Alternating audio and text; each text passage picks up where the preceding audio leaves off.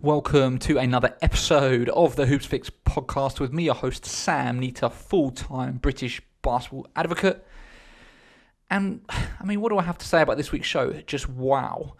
This week's guest was Dzaflo, aka Flo Larkai, former GB Senior International, 12-year pro, just recently retired actually.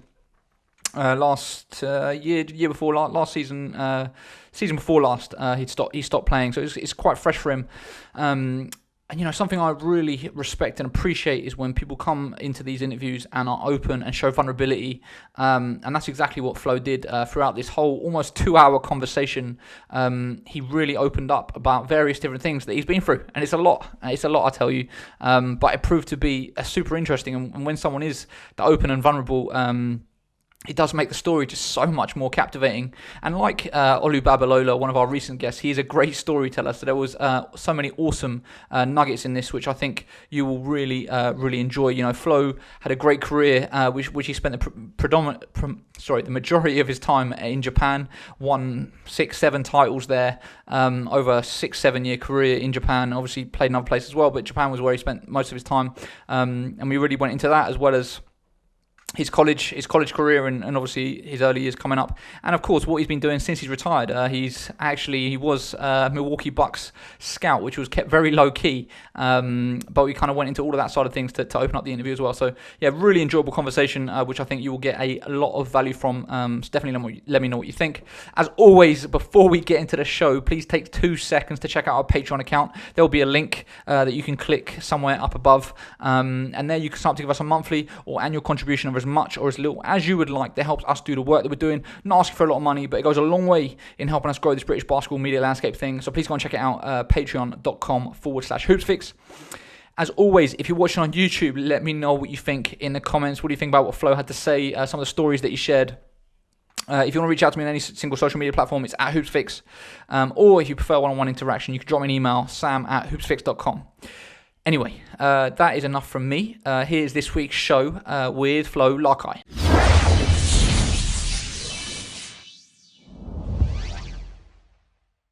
Flo, welcome to the show. I appreciate you having me, Sam. Do you know what? It's been such a long time coming, because I actually launched this podcast in 2013, and I remember at some point in those early years, I got Duncan to reach out to you, because I think that when you were playing in Japan, and I was like, you're someone that I really want to speak to, because of course, like, Japan is just such an out there place compared to where most people you would consider having a professional career. And he said, Duncan spoke to you, you said you were up for it, we were going to do it, and then it just never ended up happening. So here we are, however many years later, 6-7 years later, finally getting it done. But it means we've got even more to talk about.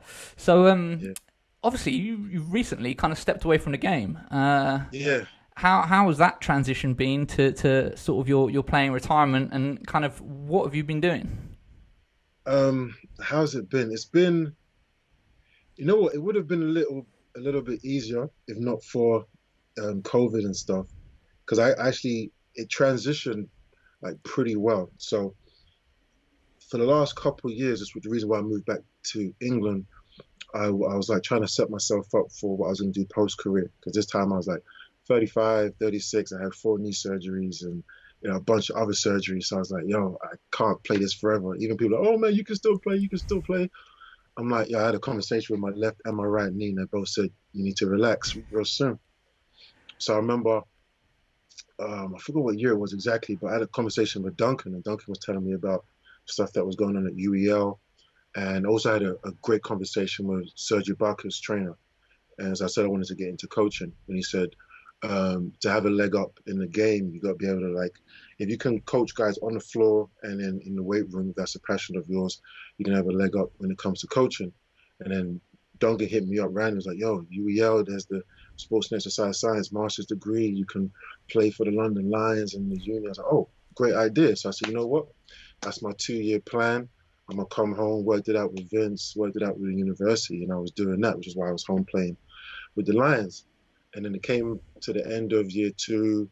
I was going to play one more year, in fact, because Lloyd got the head coaching job with the City Royals. That was good to go. That was going to be my exit year. You know what I mean? Because this year I was like, you know what? It's my final year. I've rarely shot threes. I'm jacking from 3. I mean, I'm going to go out with a bag, you know what I mean? That's what in my head I was saying that. But I remember I never signed my contract just yet, but I was still practicing with them. And the day I handed in my dissertation, I went to practice and I was supposed to sign a contract with them. And Lloyd was like, after practice, just wait for me. I will sign it. I was like, cool. But he had to shoot off himself, so I never got to sign it. I got home like a couple hours later. I got a call from Milwaukee Bucks because I'd been talking to them for a bit, and they offered me a scouting position. And I was like, when? It's like, well, we want you to start like as soon as possible. I was like, oh, I was like, that's great. I just finished my master's. I can play one more year. And I was like, whoa, whoa, whoa, no, no, no. It's a huge conflict of interest. You can't play for someone else and scout for us. So we can get fined heavily. And I was like, what does that mean? Well, at that point, I had to make a choice. Do I want to play one more year or start year one of career number two? So they sent the contract, and I didn't sign it for like 2 weeks because I had to reconcile all that time I'd put into playing and then to get my mind away from playing. Because I knew that if I signed it, that was me saying goodbye to basketball forever, for playing basketball forever. But I mean, I deliberated with myself and some other my friends and made that decision. And boom, I jumped on board as an international scout. You helped me out with a couple guys as well. But it was going well. Like my role was to scout for players in Africa and from the diaspora. So that was fine. Like I went to Cameroon. I had trips planned because my large role was supposed to be scouting the new BAL league that was going to start. So everything was planned. Like I've been to Cameroon for qualifiers. I went to Paris to meet with my team and the GM and the coaches, just get acclimated with the rest of the scouts. And then I had trips planned to Senegal and Rwanda and South Africa and all that stuff. And then I think not even a week before I left, that's when I got the message that the BAL was being postponed. I was like, oh, wait, what? And then later on, the NBA was postponed, and then this one, I was like, damn, what's going on? All travel plans were done. And but I was still scouting, because a large part of it was just watching film and breaking down film. So, if you see the guys at the Bucks drafted just recently, I was part of that, and I was like thankful. I remember I was on these Zoom and Skype calls, and I'm listening to guys who got years of experience scouting, and I'm over there and I'm giving them my 2 cents after breaking down film with them. And it was like, for me, it was like sometimes it was surreal because we would talk like twice a week for at least an hour or something, and I'm just listening like, damn, I'm actually on this call. Like, yo, Flo, what do you think about what's got strengths, weaknesses? A couple of times I conducted my own interviews. Like I had to call some college coaches and stuff like that. So for me, everything was, it was great. But then, the draft kept getting pushed back. And as the draft kept getting pushed back, the uncertainty of the league was, this is before the bubble. The uncertainty of the league was there. Then the uncertainty of other leagues across the globe was there, especially with BAL. And then they start making some cuts and stuff. And then, I was like, okay, now I'm cool. There's no Flo, you're good. Don't worry about it. Da, da, da, da. But then I got a call from the assistant GM and the head of international scouting, and they told me, like, listen, because we're making all these cuts and stuff, you and a few of the other international scouts, we're going to put your contract on hold. Like, we want you on board. When things pick up, you're going to be back on board. So our contract was put on hold, which is, right now. And they've been in touch frequently, at least like twice a month. I still contact me. Like even when I was in Rwanda for the Afro basket. So our first game was going to be against Nigeria. I was assistant coach for the South Sudanese national team. So we we're going to play Nigeria. So one of the president of the federation, Alex Nwara, we drafted his son. So they said, yo, Flo, you reach out to him. So I reached out to him like, yo, I'm one of the scouts that helped to get your son on board. And then he's like, yo, if you need anything, my connect is there. Da, da, da. So like, I'm still involved with it. It's just, unfortunately because of what happened, but it's just it's the way that the world is right now. But you gotta adapt. So I've been coaching at the university I graduated from, UEL, which has been great up until recently, you know, tier three, tier four. Um, Still involved with the South Sudanese national team. Hopefully, I should be out with them in February in Mali, and then for the major one in Rwanda in August.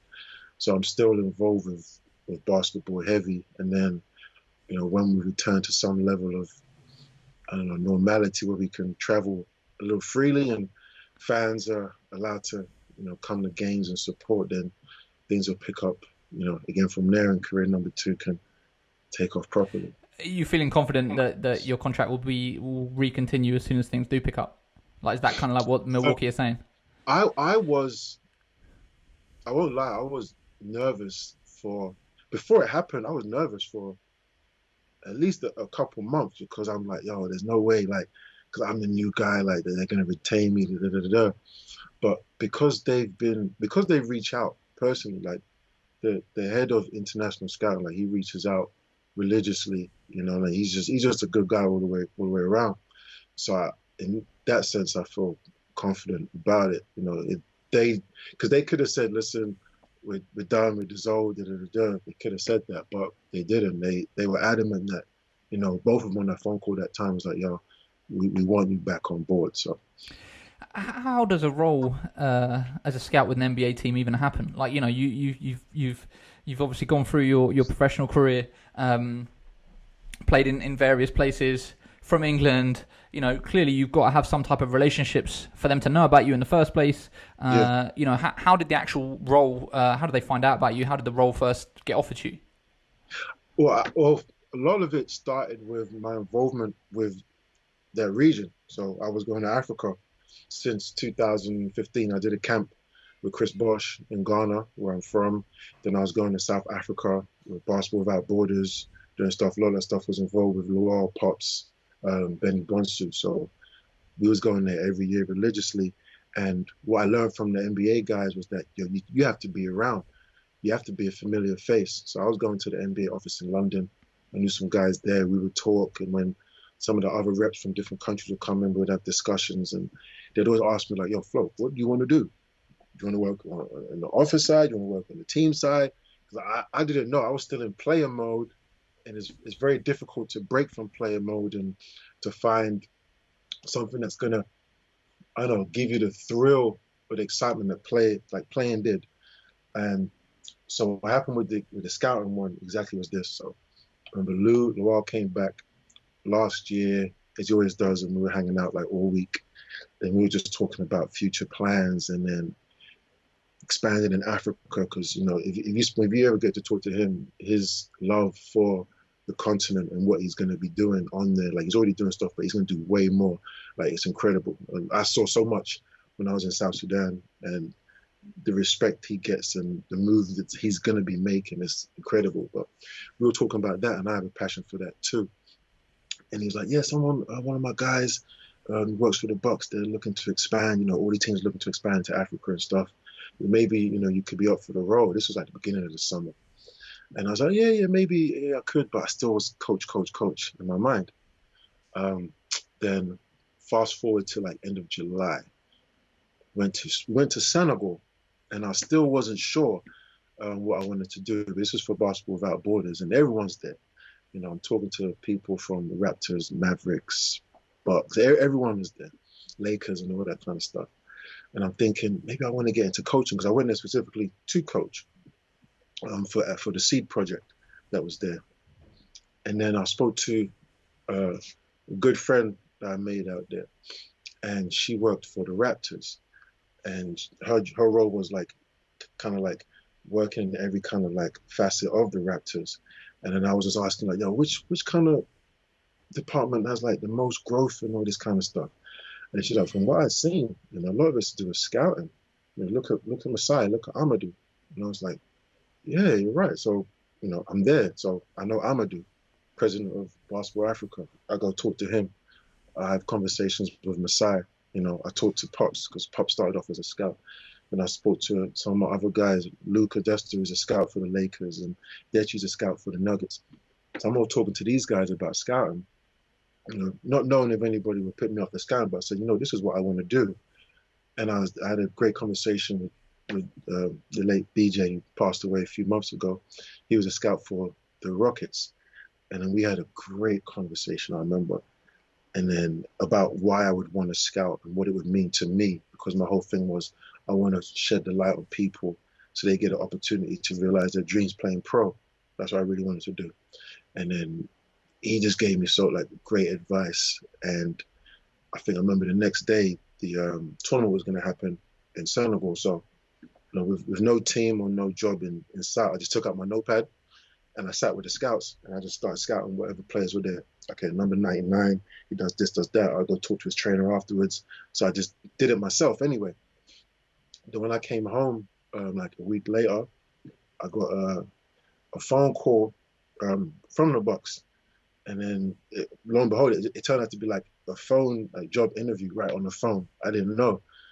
And I was like, oh, listen, I got some sample scout reports you want to see. So I rushed home, fleshed out all of the reports I did, sent it to them. And like over a month, we were like talking back and forth. And I was talking to the guys at different levels in the scouting department. And I had to like, it was crazy. It wasn't just like, you don't just get it because they did their background on me. So some stuff we're going to get into later, they knew. They knew everything because obviously if you're going to come into the organization, they got to do their due diligence, you know? So we were having conversations about the contacts I would know in Africa, what countries I would go to, how easy it would be for me to get there, visas I'd need to get, plan of attack, what tournaments, what players. Like I was doing all these things and I was just fleshing it out and the role it just seemed more and more feasible to me. But all this time I'm still doing my dissertation. So my mind is I'm there, I'm having cluster headaches like crazy and I'm over here. And then, as I said, the day I handed in my dissertation, they didn't know. It was the same day that they said, come on board. And yeah, That's a very, very smooth transition into retirement. Man. Very smooth. When you talk about scouting players, like, I'm aware you're early in your journey, but you're at a point where you've now been around, various different scouts from various different NBA organizations. You've had these conversations. You've seen players that have gone to the NBA. Mm-hmm. When you talk about kind of what you're looking for, like what are the key things that you think make a great player or a potential future great player? What do you think those things are? And I guess on the same basis, what are the big red flags? Well, I saw the red flags, right? Obviously, there's temperament on the court, but during this draft process, I didn't understand the importance of what other people say about the player. So that their coaches, their trainers, their teachers. Because I'm not going to say the guy's name, but there's a guy that we had high on our list, but then we found out something from his trainer, like, no, he always comes late to the morning sessions, doesn't put in effort, red flag. Or another one which is crazy is age. So we were talking about guys, and if a guy was like 21 or 22, that's like old. And I'm like, in my head, I'm like, what? Like 22-year-old junior, 22-year-old senior, like, obviously the younger they are, the better for development. So that was a large part. Obviously, when it comes to the skill set, how adept are they at their level? If you're a guard, what's your vision like? What's your speed like? What's your strength, your ability to absorb and take contact? What's your shooting mechanics like? Because we've got some good trainers on the team that can really tweak your mechanics and stuff. So we see, like, does this person need a lot of work? Is he someone that we would always have to like push to get into the gym? Would he mesh well with the existing players that we have? It was a little more difficult for us at the time because our pick wasn't till late in the first. You know what I'm saying? So, everyone knows, like, the first 10 players, it's pretty easy who you want to pick. You know what I'm saying? But when you get past like 15, then it's like, okay, all right, which guys, like, what do we want to take and what we're going to lose based on that position, and it was a big, that was why I think the drafting process was so difficult, because you're looking at guys and you're seeing like certain things like, okay, I like this guy, But this guy, the way he shoots, I don't like how his offhand moves to the side. Or do you see how when he got fouled, he reacted to the ref? Or do you see when he got subbed out? You see how his reaction on the bench? Like these small things, and that makes or breaks. And so the only thing I wasn't involved in was the interviews of the players that they had over Zoom. But everything else, I was there. So it's these little things. And there was a player from the UK that you already know. I'm not going to say his name, but I did the report on him. It was crazy. Like, obviously Africa's supposed to be what I'm in charge of. But they was like, yo, Flo, have you got any other guys? Like, bring her to our attention. But this kid that I was like, I'm feeling this kid at the tournament, and the tournament. Yeah. And so I remember I wrote the report on him. And obviously, like, he has improvement, obviously due to size, weight, speed, athleticism. But there's certain things you can't teach, like the dog in him, that you couldn't teach. That we can work with that. You know what I'm saying? So there was like, there's little things like that. And I tell guys now, even when I was doing stuff with Den Camp, before I was scouting, I tell them like what teams look for, because, playing pro, especially I've never been in the NBA, so not being in the NBA means no guaranteed contracts. You're playing year to year, they're gonna cut you. So I know like the smallest things that will get you cut, and the smaller things that can get you there. Example, one of my boys, he turned pro just before me, and he played in Mexico, and I think he played like 2 years before. 2 years he got out of school before me. He's like, Flo, one of the reasons why they bring me back? I said, why? He said, when I dunk, I yell and scream, and the fans love it. I was like, what? He said, yeah, try it. I lie to you, look, it works, because they get hyped over there. Because anything to bring the fans in, like, it shows a level of energy and effort. And another one, I remember a guy got cut because he had 3 warnings of not jumping and passing the ball. And then he turned the ball over at crucial times. Next day, he was gone. Like, the smallest things about just paying attention to what the coach says, because even though you could be like, oh, the coach, this coach, I mean, they're paying the check. So, there's certain things, sometimes you have to say sturm, especially depending on the level of compensation you're getting. If you're not getting paid a lot, then sometimes you can be like, man, whatever. But if they're paying you a substantial amount, anything up, 5 figures or over a month, then you might have to just, swallow your pride a bit and then address it with your agent at another time. So. Yeah, take it. So before we go into the history stuff, just briefly, yeah, like the last place I saw you pop up was with the South Sudanese national team at the AfroBasket qualifiers. Yeah.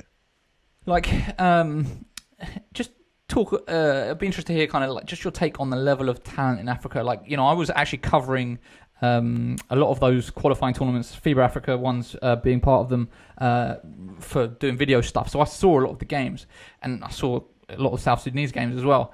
And it's just like, the size, the athleticism, it's unbelievable. What would you say about the talent in Africa, and like, how far away do you think we are from African basketball becoming a real powerhouse? The talent is growing, because what I noticed, and I had a great conversation with the director of the NBA Academy in Senegal, was this: the talent will improve when the level of coaching and the training improves. And what I've seen over the last, recently, 4 or 5 years, the coaching and training has gotten better. More people from the outside are coming in, more things online are being made available.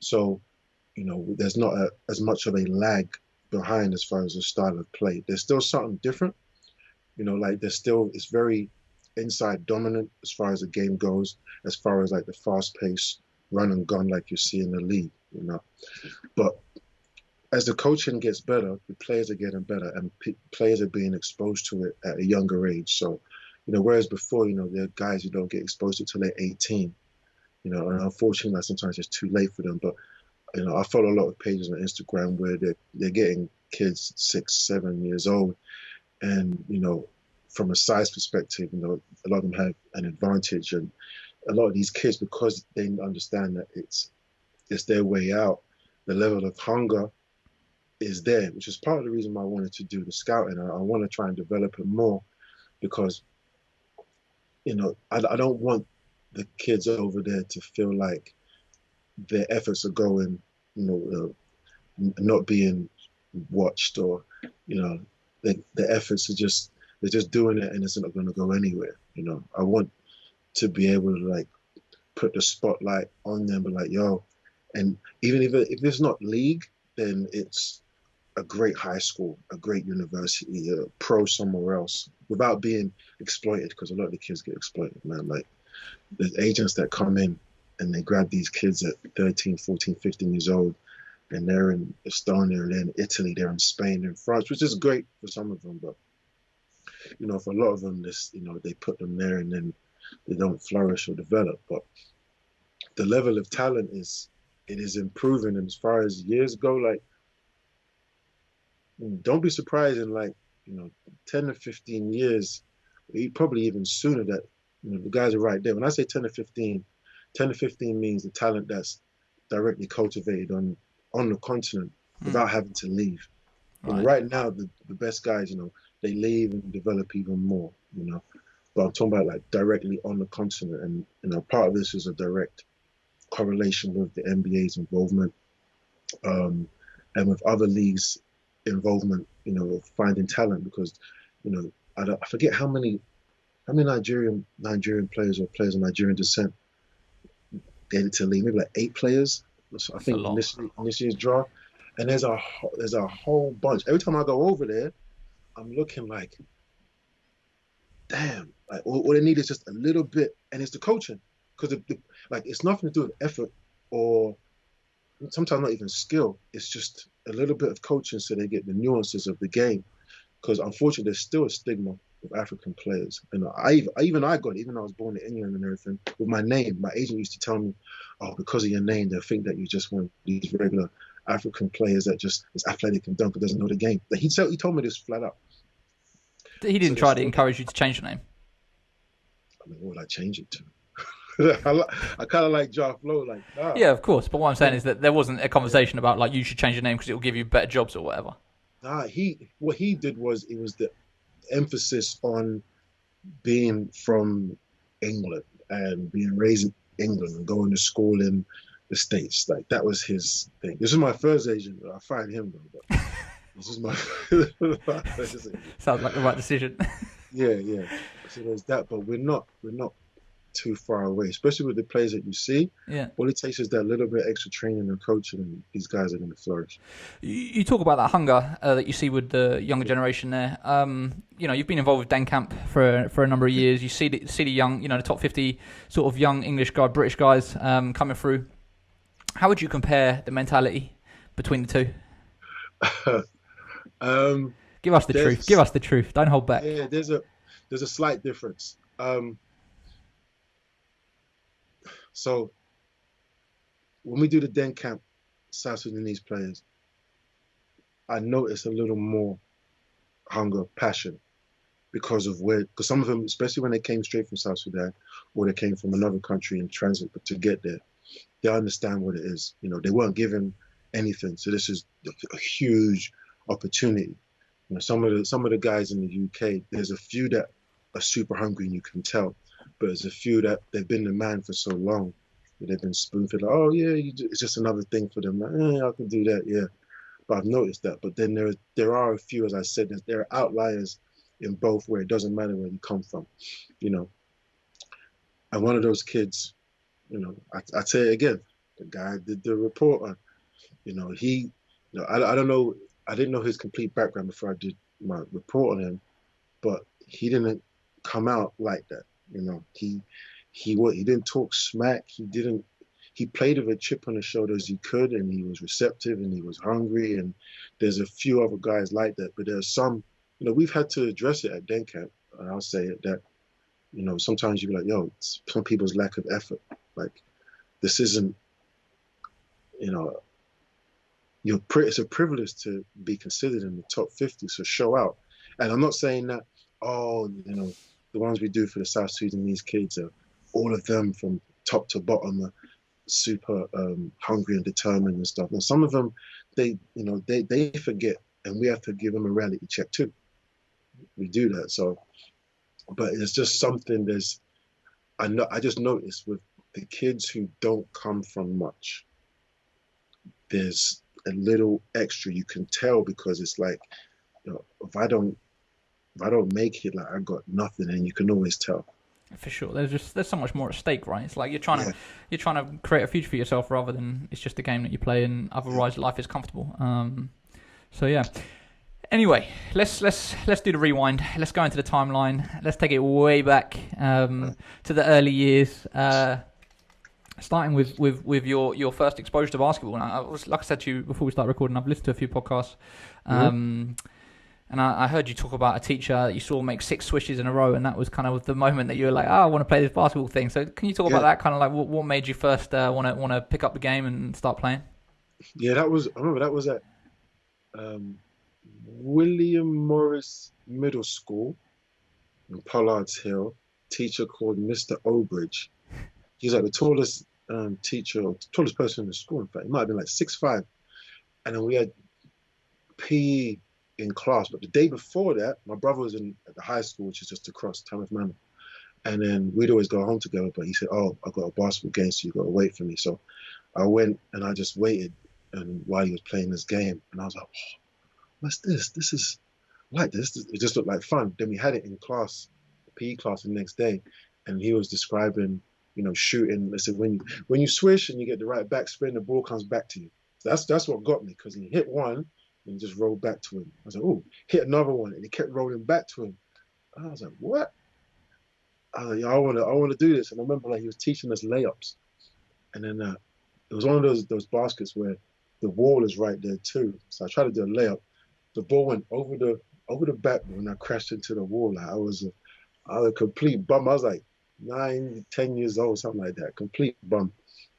But there's something about it. It just it got to me, because around those period between like 12, 10 to 14, it's when White Men Can't Jump came out. Loved that movie. Above the Rim. Obviously, I was a big rap fan, so that Above the Rim's got my work ethic up. And Hoop Dreams made it real, that kind of stuff. And then I was watching Blue Chips.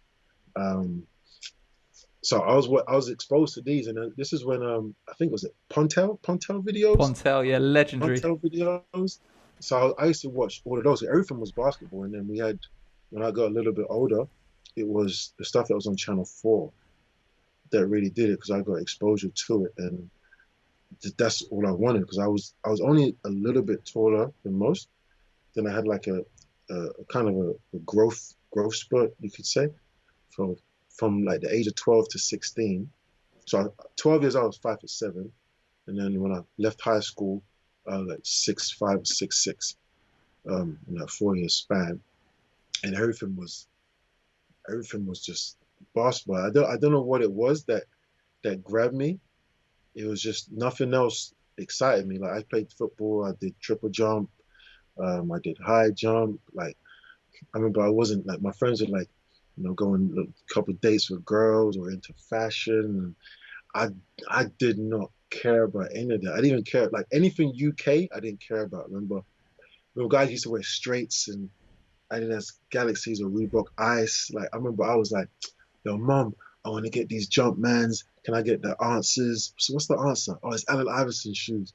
I was wearing baggy clothes, because it was hip hop, it was basketball, everything was American. I was like, I need to get over there, because that's what I want. When I was 15, I said to my mom, I said, "This is what I want. Like, I want to play basketball, because I don't want to get to 40 years old, which I'll be next year, and not have tried." I said, "I'll regret it forever." And then with tears in my eyes, I said it. And Wow. she's like, "Oh, that's what you want to do, yeah." So, I heard you say that there's 3 versions of you: the present, the future you, and then the sort of the 15-year-old self, and that's kind of how you navigate life. It's like, what would my 15-year-old self say to me, and what would my older self say to me with whatever the opportunity. So you had that going from when you were that young. yeah, Really? I just, Why? I don't know why.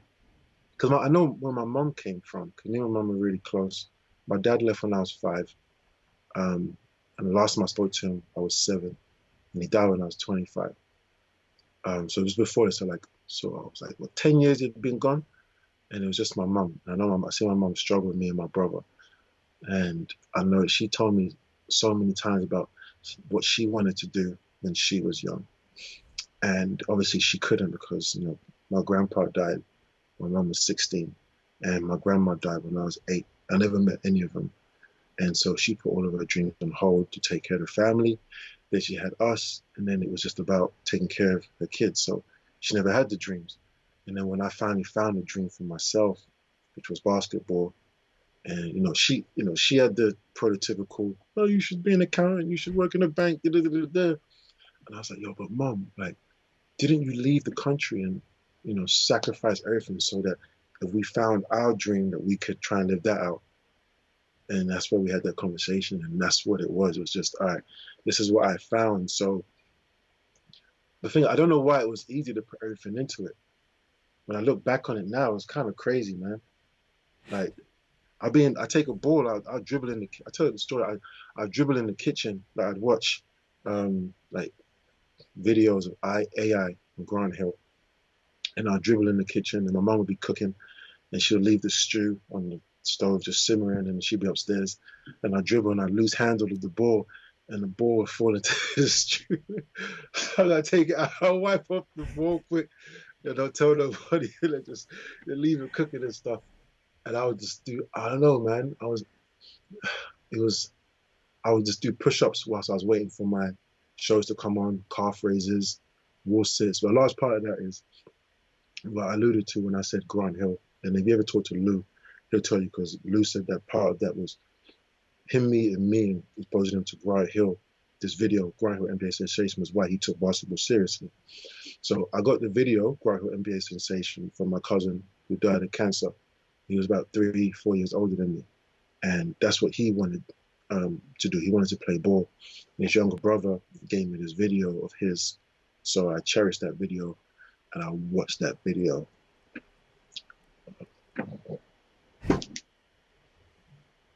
Oh, shit.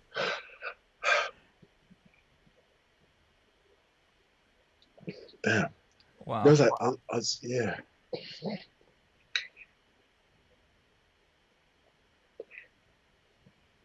One second, Sam. Yeah, man. Bloody hell. It's all good, man. I know where that came from, bro. Yeah, so my cousin, he was cancer went into remission, and then we spoke, and then we were talking about him getting back to basketball, and I was saying, yeah, I'm gonna be better than you.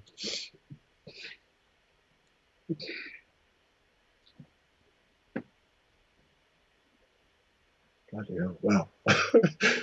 I might need to get a tissue, bro. Yeah, Grab one. so You grab one if you got one nearby. my bad, yeah, You yeah, can grab one.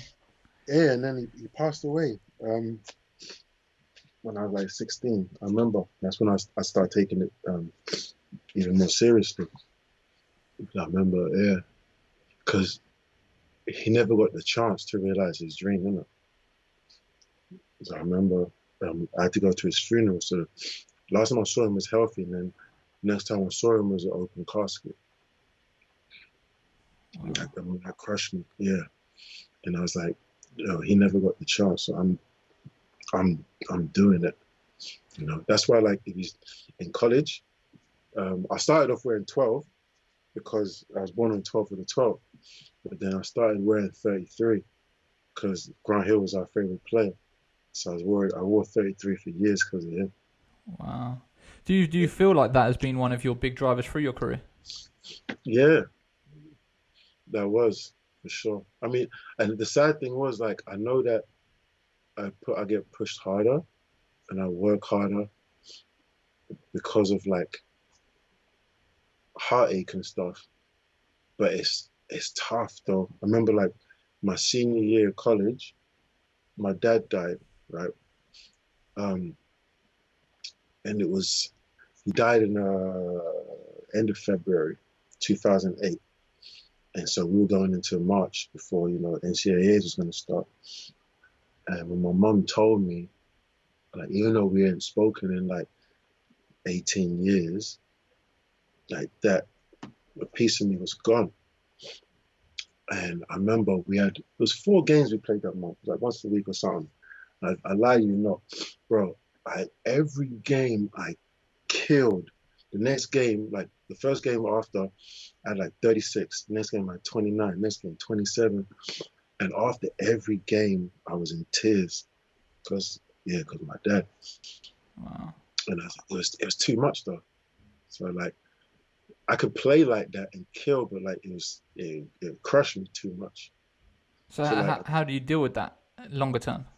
um I fit things into a bubble of in, joy. I just lock it away. I play with either anger or joy. Yeah, I can't play with that. Like I deal with like I can deal with anger and I can deal with joy, but so wherever I feel, I just turn it into that. You know, it's it's not it's a coping mechanism, I guess. Yeah, no, for sure. I've said this so many times where I think, especially whether it's media or just fans in general, you watch basketball and you just see what's on the floor, and it's so easy to forget that everybody's human, and Yeah, there's all this stuff going on behind the scenes of being a human being that. Drivers that are motivators that's just going on that's going to affect their play, and it's not just about kind of what happens on the court. I forget. Like 'cause you remember you asked like sometimes how you just keep on going. Like and people ask me like with the other podcasts I've had, especially with the injuries, like how do you just keep on going with the stuff that happened at my school? Like how do you just keep on going? It's just I always just I'm always like I don't know. I just do. And but then think about it now is like probably like a bunch of suppressed feelings and stuff. It's just in there. Because something I noticed, like no matter what you're feeling, especially when it comes to sports, like nobody gives a damn. Like just go and perform. And I learned that playing pro. If you're hurt, who gives a F? You have to go and perform. If you're sad, who cares? Like so that was part of it. So I just I take whatever I'm feeling and turn it into something else and use it. And then when I need to feel it later, I feel it later. You know, I do it. Like when I graduated college, I remember. So I made the academic all conference team, and I was the first player in like 10 or 15 years that made the all conference team. It was at the Division Two I went to, and I just graduated after all the stuff that happened in school. I came back from my ACL surgery. I came back from my meniscus surgery, and I remember the last exam I had. I remember I was near the end. I handed it in, and then the teacher was like, "Well done." And I was walking back to my apartment, and as I started seeing my apartment, bro, I started like, you know, running fast. And my apartment, all my teammates had left. I was on the floor and I broke down again because I'd been through so much shit just to get to that point, and I didn't let myself feel it because I Wow. just, yeah, there's so much shit. It's mad, though. Having this conversation, it seems that you're like incredibly self-aware. Like, have you done work on yourself? Yeah, What sort of work have you done? How have you done that work to kind of become aware of all this other stuff going on? it's a bunch of time in solitude, man. So that I wasn't always like that. Actually, I'm lying. When my dad left, I was like that because the story was when I was about 5, I was crying, and then he came to my bed and he was like, "Yo, why are you crying?" I said, "I had a dream that you were leaving," and he's like, "Oh, I'm not leaving. Like, what are you talking about?" Da, da, da. A couple weeks later, he left.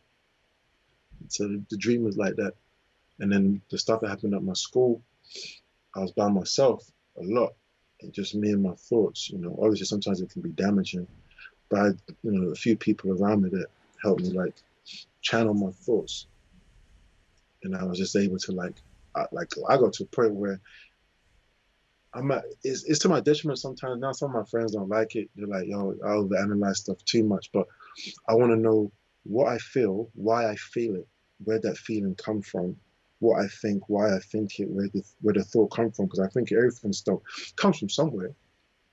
So I always analyze that, and then I'm that aware, because I can lie to everybody if I wanted to, but I can't lie to myself. So there's that one part, like I can't lie at the end of the day to myself. So I just analyze because I want to know, I want to understand me to the best of my ability. And then if I understand who I am, then I can make myself better. Or, if I find myself slipping off, I can pick myself up because I understand those little triggers and stuff.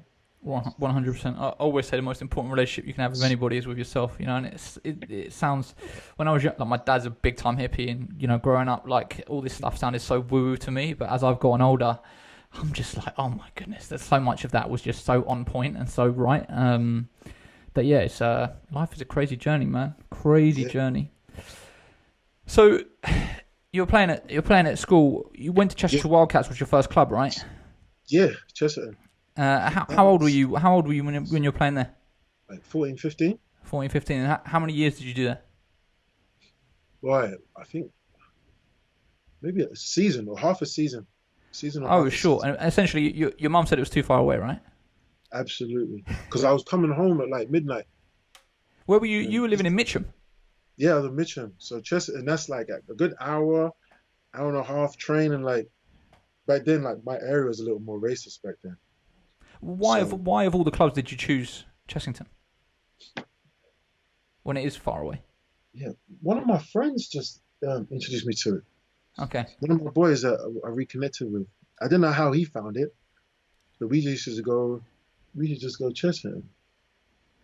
That's all it was. We used to go Chester, and then yeah, it just picked up from there. Obviously, Mike was great. I was playing with James at the time. Little Steve was, he's too young to play with So us. this is the Veers you're talking about, Mike Veer, James Yeah, Veer. Yeah. it is, yeah. And I was learning the flex offense. I remember what that's the first offense, motion offense. Um, yeah, but then because it was too far, that's when Mum told me to stop. That's when we had that conversation about I want to try, like I don't want to get to 40 and not try. And then the compromise was you find a club that's close and I'll let you play. Then I saw the same friend. First, we went to Towers, You went to Towers. Hackney. Joe White, who gave me my nickname Flo because nobody called me Flo before him. Oh, really? Basically said I wasn't good enough because he was comparing me like I went there. I'm 15 at the time. He's like, listen, this guy, he's 16. This other guy is like this a year and a half or 2 years older than you. He's comparing me to Olu and Sullivan, who just left. Listen, I just started playing ball. So I'm like, you can't compare me to them. We're the same size, but like Olu was a freak of nature. Sullivan was, out of this world and stuff. I was like, damn. And then he said, yo, there's another club in Brixton. So we went to Brixton, and I remember between Jabbar and Jimmy, the way they embraced me, I was like, and then all the rest of the guys, because they had their different tiers, they had the men's, under 19s, cadets, under 17s, and I was brought into the family quick. Like I did a few sessions there with the cadets. This is when I was in it. I was what 15. Lawal was 12, and then we had a few other guys. This was all like the under 17. And then we had this, I think, World Youth Games or something in Crystal Palace, I think it was. And then Jimmy's like, I want you to play with my team. So I went and played with him, and I was just brought in with the family. Like Marcus Knight was there, Lakin, Paula, Sam Saki, like all these guys. They embraced me from early, bro. Like, and I just wanted to keep coming back because Jimmy made it fun to come back. He would push you hard, but as much as you'll push you, like he'll love you just as much. And then I had the coach, like I don't people don't give Jabbar enough credit, but for me, Jabbar was. Can I cuss? Yeah, of course. Jabbar was fucking incredible, like absolutely fucking incredible. Like he was so attentive towards, especially for the bigs. I probably just why I fell in love with being a big man. he had so many tricks and tips up his sleeve, and he wouldn't just pigeonhole you into playing the big. He'd be like, okay, you're playing the big, but I'm gonna give you a few guard elements as well. Like, and he's one of those guys between him and Jimmy, like you wanted to play hard for, so they're proud of you and just, or sometimes to show them up. Like I wanted to play hard because for Jabbar, because for him to be proud of me. I wanted to play hard in front of Jimmy to show him up because Jimmy would say some stuff. It's tough to get Jimmy's approval. Once you get Jimmy's approval, oh, it's a wrap. Like Jimmy said, when I don't know if I can say it. I say it. So there's one game when I was playing at Brixton, and I think it was a pick and roll between me and maybe Sean Gray or something. And then he dined it to me, and I went up and I dunked on two people. And then he came back down. Everyone was going crazy. Came back down. Then Sean drove and kicked again. I hit a jump shot, and they called, the other team called a timeout. And then everyone was going hype. And then Jimmy's like, son, he said, that was so good. I was masturbating on the side, son. So fucking good. I was like, we were dying. Like, but that's how Jimmy spoke. And like, just to get any kind of like he said it in weird ways, but he would be real with you, man. And that's one aspect I love and miss about Jimmy. But yeah, Brixton, they brought me in, man. They brought me as a family. Like, just to backtrack real quick. So I went to Towers first. Remember, like Towers, they split into two. They had the north and the south.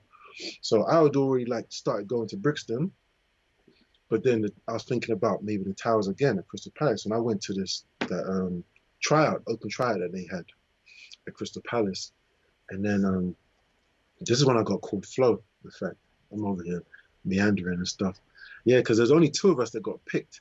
There might be like 60, 70 kids in my age group, and two of us got picked, and then Joe White, it's like, Flo, you know who you are, like, and I came up, and then so I had a choice between them and Brixton, but I had a sour taste in my mouth for the Towers. Like, nah, I'm gonna stay with the Brixton guys because, they showed me love from early. So it was always like when we were younger, they'd tell you, any girl from Brixton would tell you the battle we had between the Towers and us, mad battle, and I always had it like a little sour taste in my mouth. So I always wanted to come for their heads. Even when we played at GB, because Pops played for Towers, I want to come for his head too. Pops would tell you, like, even because I went to LaSalle and he went to GW, so we still battling. We're battling them too, but there's always a little back and forth. But Brixton was what they showed me love first, and that was my first real basketball home. How do you think Brixton cultivated that, family feel / loyalty? I'm not sure the best way of describing it, but, I do find that anyone I speak to, especially from that sort of era that was involved with the club, like there's a closeness, a tightness, a loyalty to the club that you just don't see with a lot of other clubs. I think it was partly due to this. It was, even if you weren't good enough to play, they didn't turn you away, right? So obviously they had, the 12 to 15 guys that they had for the specific teams. But if you were just not quite there yet, still come to practice. And then you still felt like you were part of it. Fortunately, as soon as I started playing, like I played for all three teams straight away. You know what I mean? I was 16, so I played under 17s, under 19s, and the men's straight away. And sometimes we do it in one day. You know what I mean? We go Mobley in the morning for the cadets, kill over there, come back to the juniors for the afternoon and have, be a fight. And then I'll be in the men's and just get like garbage minutes. But I'm still playing now. I'm there all day. But that's what it was. They didn't turn you away, man. And they wanted to develop you. Now, I think a large of it was the summer camps that we had. That's what brought a lot of us together because we were always there. Whether we go to BTG, I think the name of the school was, Norwood Girls School, sometimes at the rec, we would go, and that was just our thing because none of us wanted to do anything else but play ball. So it became that, you found people with like minds, what Brixton was, and then we goes from being cool on the court to now we're hanging out off the court. So all these guys, like when I look him, I'm in a group, a couple group, it's called the Mandem group on WhatsApp. These are guys that we've been friends for Brixton for over 20 years. You know what I'm saying? Like, and we're still cool. We go barbecue. We might go Miami together. We go Sweden together. It's something it created that because there was the level of inclusion from the very beginning, and then you worked your way to get the respect. And once you got the respect, just stay there. When you talk about the landscape of basketball, junior basketball at that time, your sort of generation, who were the key names, who were the talents that you were looking at, and that you remember as sort of real standouts? My age or around whether it was players a couple of years older that you were looking up to, players your age that you went against. A couple of years older, obviously we had Luol Deng, we had Andrew Sullivan, we had Ugonna, we had DeMajor Stewart. Midgley. It was, he was my peer, but Midgley, Olu Babalola. These are people that are not in my team, obviously. Yeah. Who else? Pierre. Listen, I can't forget. Listen, them man, Pierre and Ryan, because they would travel. Pierre Henry Fontaine west, and Ryan Cadogan. And come to Brixton and even though they're not from, and Mansour as well, even though they weren't from South, they will come to our runs and compete, but they'll be all love afterwards. Like these guys, and let me not forget Leon. And Snoop. You know about Snoop? Leon Bernard and Snoop Burton. Yep. Those guys too. I think Leon was one of the few older guys that, despite my level, he was up there with those guys, and I was down here. He didn't care. Like he was a straight shooter with me. He was like an older brother kind of energy. You know what I mean? So we don't speak as much now, but when I see him, it's love all the time because he'll be like, "Yo, what up, Flo?" Like we'll do. He didn't mind me working out with him. Some of the older guys, they'll because my J was broken and all this kind of stuff. Sometimes Jimmy gave me the nickname Lulu because sometimes I play a bit soft. He's like, "Oh, Lulu's on that period again." Like he would say, little stuff like that. But he's one of the guys that he was cool. Like he was like, you know what Liam was like back then with the chain and the gold tooth, and you know what I mean. Like was it Leon that rocked up to Rough and Ready with a snake round his neck? I'm sure I've been told that story. Yeah, it wasn't. Maybe it was Junior Miller actually. Junior Miller, he came with the snake and then put it on the billboard thing and dunked over it. Rough and Ready. Oh my God. Rough and Ready. Jermaine Forbes. Sick. Jermaine Forbes. I've been chasing him a couple of weeks actually. I'm trying to get him on the podcast. Sick. He was above and beyond. There's a reason why he went to Gonzaga. I wish that his college career had that even better, but there's a reason why he went there. Because that wasn't happening for a lot of us. He's one of those people that we look to like, damn, him and Ugonna, when you think of it now, with no YouTube and getting your film out there, you wonder how are these guys getting over there? Like, who was finding them? It's incredible when I think about it now.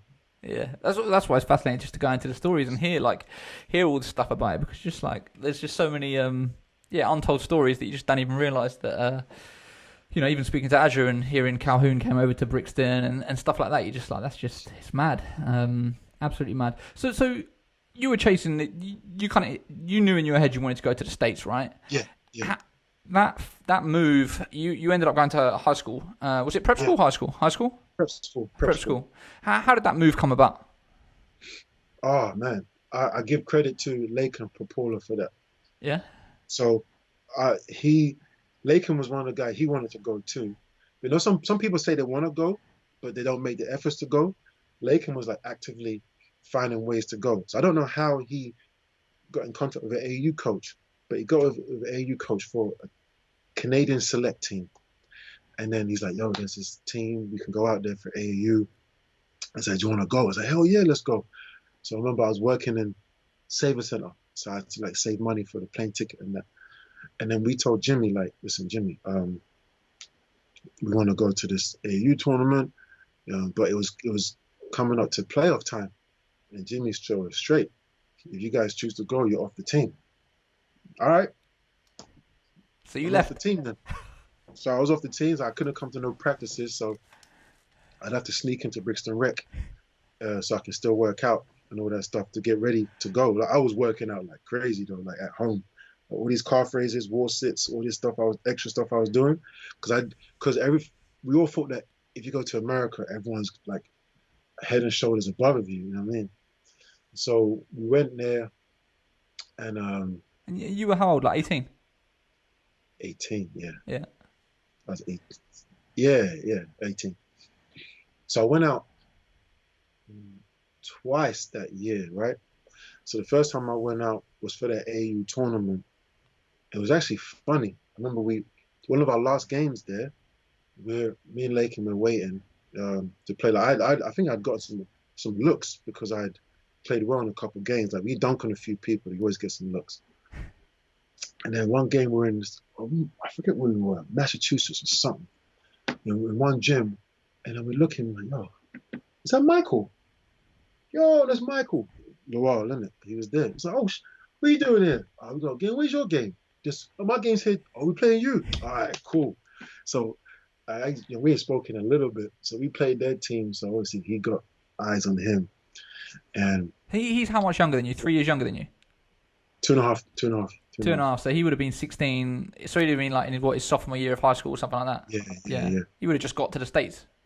Yeah. Yeah. Okay. So we played against him. Obviously he had eyes. So we came back.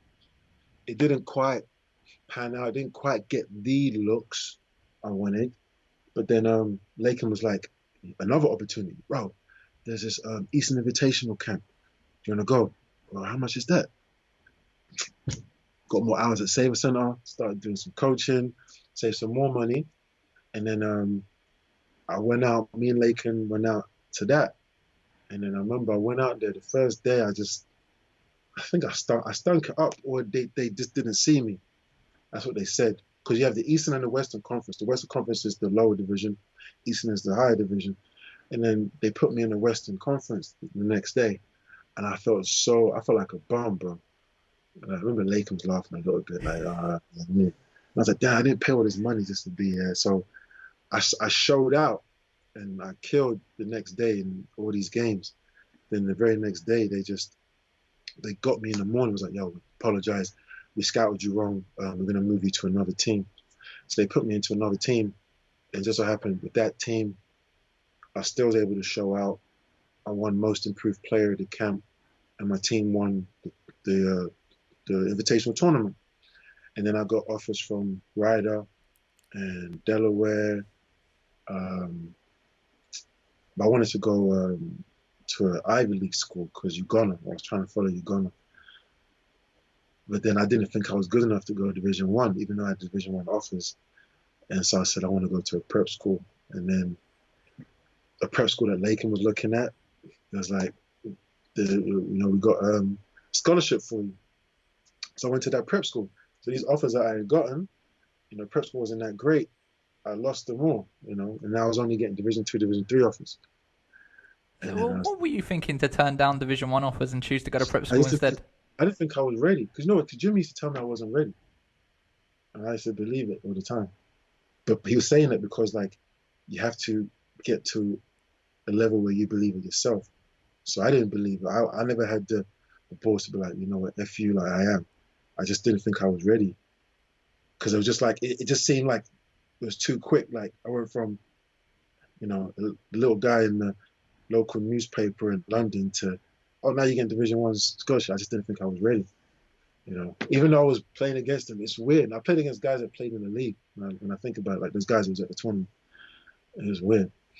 But I went to this prep school, and then I thought I was doing it right, but I got all those offers just went by the wayside until the end of the school year, another AU tournament. Luol's team, his AU coach, he remembered me from when we played him. Luol's like, yo, my friend plays in Connecticut. Like, we're going to be in Connecticut. Can you be on our team? So he contacts my high school coach. He contacts my AU coach, who contacts my high school coach, and triangulates that and gets me and Lakin onto the AAU team. So obviously, I think losing his junior year, and huge name, you know what I'm saying?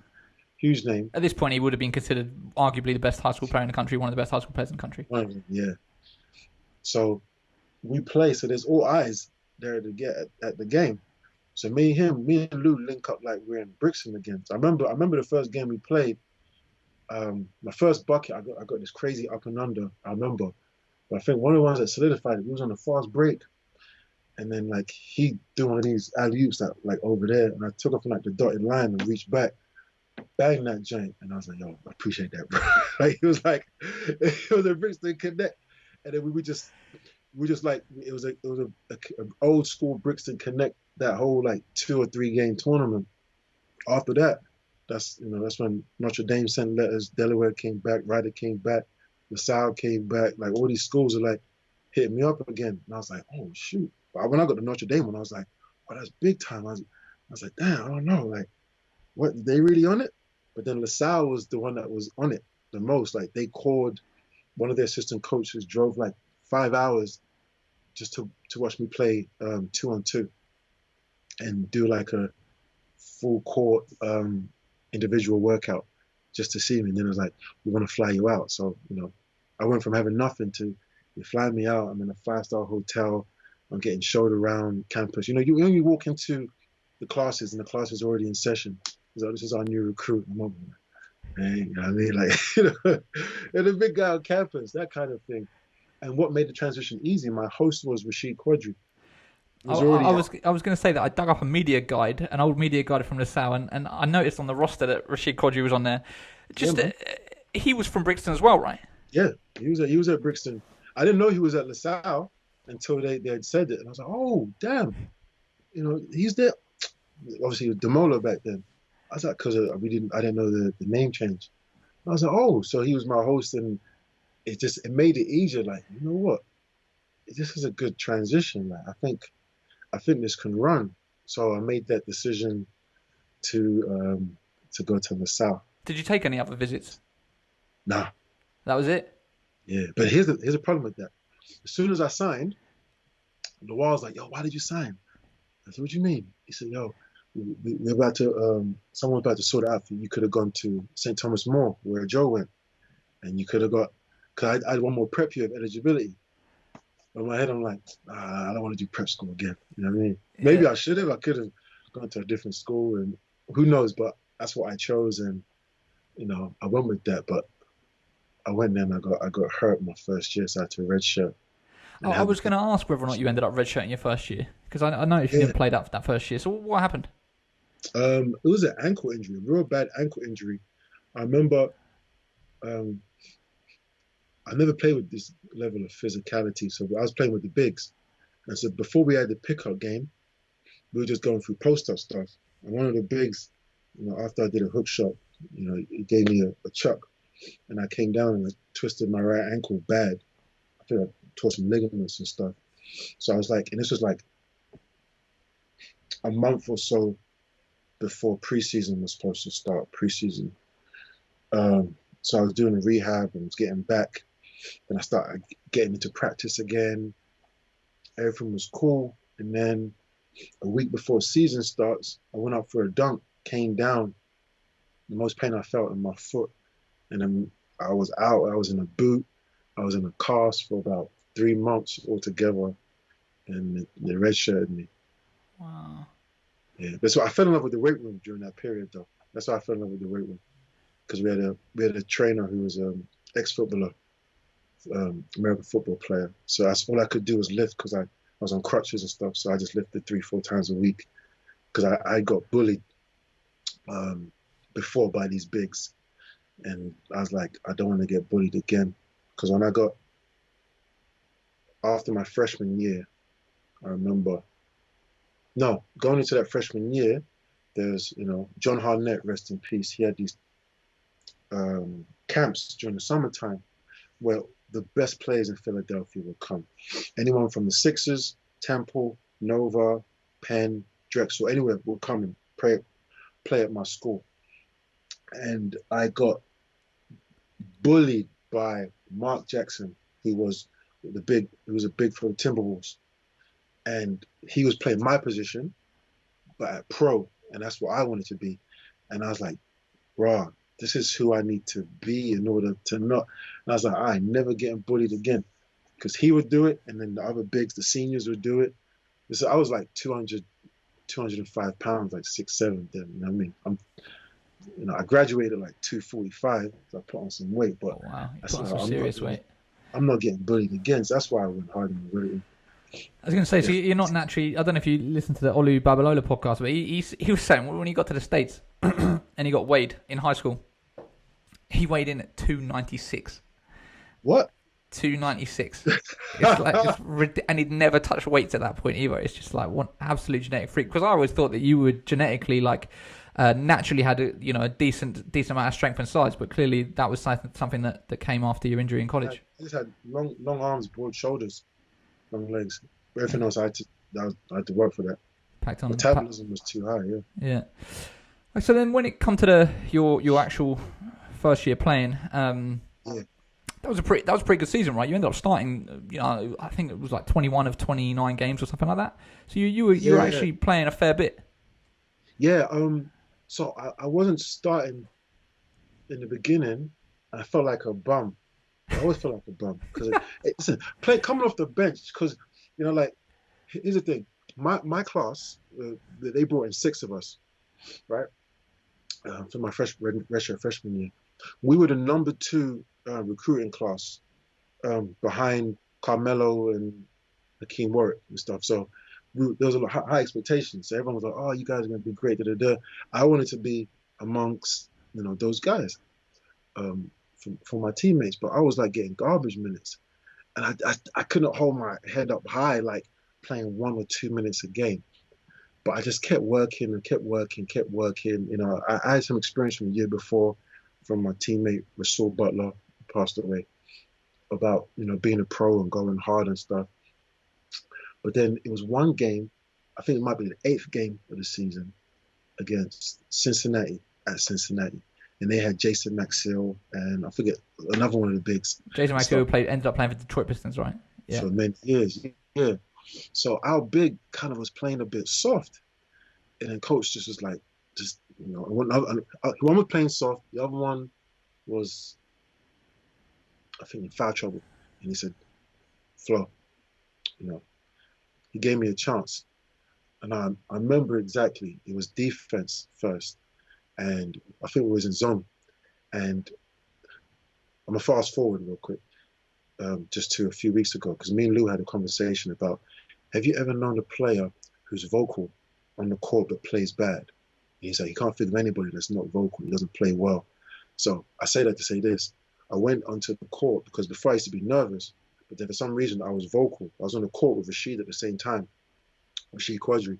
We were running zone, and we were talking like we were back on ends. Yo, bro, to the corner, step back, get him there. Like I just felt comfortable as I was talking, and I didn't feel nerves of the 10, 12,000 people watching and being in that stage, And then as I'm going up against him, I might have blocked Jason's shot, and I might have got one dunk, and I think I finished the game with like 10-8, right, after not playing at all. And then the big man coach, who's actually the director of the NBA Academy in Senegal now, he's like, yo, you did a great fucking job out there, man. You earned yourself some playing time. Like, he was like a father figure to me. So anytime I got approval from him was dope. I just felt comfortable out there. So the next game we had, I didn't start, but again, our big wasn't playing as physical. The coach wanted. Second half, he started me. Boom, I came out doing the same thing. Then after that, he started me again, and I just started the remainder because I found a way to get rid of the nerves, which was to be present and to be vocal. So I'd either have to engage with my teammates, engage with the opposition, or even engage with the fans sometimes. So before I used to be like, oh, everyone's watching, like, oh my gosh, like if something about it didn't feel right until I got fully immersed in it, and then I was like part of it. Then when the nerves went, I could just play. Were you surprised how comfortable that transition to college ball was? Oh no, it took a minute. I mean, because I think the red shirt helped me. and I was, seeing it, being on the bench and the atmosphere and all that kind of stuff. But as far as like playing, it started with, in practice and then getting affirmation from the coaches and then your teammates. And then what I noticed was as I was more vocal, I was doing and I wasn't thinking. Because, when you think, as I said, the gift and the curse of analysis, I'm in my head. So I remember I remember, oh, man, this one game against Fordham we had. It was the A10 tournament. And I remember I scored the first 6 points of the game, right? And I wasn't thinking until I scored the 6 point because I remember the first I got the ball, I got a layup. I was just playing, boom, back, I'm into it. Guard drove, he kicked it out. I wasn't thinking. I shot the ball, hit. Next one, we're doing a cut and roll back series that our coach got from Maryland. Cut, roll back to the foul line, face, pump fake, one dribble, dotted line. I took off. Remember, like, that Kobe commercial when he's in the air thinking? It felt like that. I was up in the air, like, what the fuck am I doing? I went up and I dunked it, and I was like, yo, I just realized that I wasn't thinking. I was just present and playing. And that was like the start of it. This was freshman year. And that was the start of it, of how I was able to like transition that. So sometimes, like, when I went to my second school, which really took off because I developed a greater skill set, being with Rich Leary from Hoops in America. When I was out of school, he developed a lot of that. So I just felt more comfortable with what I could do, and then tuning out, like less thinking and more action. Because I was like, my coach used to tell me, he said, Flo, you play great defense on yourself, man. Because I'm over here thinking too much, like, and I remember the first time I ever noticed that, but it took years to really address it when I was at Brixton. Me and Luol would play men's, right? So he was 14, and I was 17, 18, 17. And I'd think about, oh man, there's a lane, I should cut there and get it. If I look, Lou's already cut and got the ball and shot it. Because he was just thinking, he was just doing, and I'm over here thinking. I was like, damn, why can't I get to that level? Why can't I just act and act? And it took a while to do it, but I finally got there. So when I got to the college level and I'm around people that affirmed positive things around me, the transition became a lot easier. Sick. So obviously, how much were you coming back to England during this time? Man, like 2 weeks out of the year. So you were still coming back. Was that in the summer, and like were you playing back at home and stuff, or no? I came back for Rough and Ready. Just give us a quick piece on Rough and Ready. Your memories of it, the standout big bits. Oh man. Before I remember first not playing, I got picked. I didn't know I was picked, so I showed up late, and I was upset. They didn't tell me on time, and I was just a spectator. I'm watching all my friends on the court. I'm over there in street clothes, like, damn. This was the same year that the Joe and Sullivan duel happened. That one, I was like, man, I want this. This is what I want. I want this. And then the next year, I played. It's when Luol came back. He was a standout. Like, I couldn't believe his improvement from a year.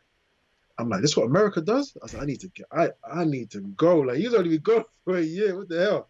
I was like, this is incredible. But the atmosphere, as you know, like, there was nothing that we were playing in that we had that level of, like, fanfare or got that level of notoriety at all, And then the only time I felt different was when I was at LaSalle and then they flew me back.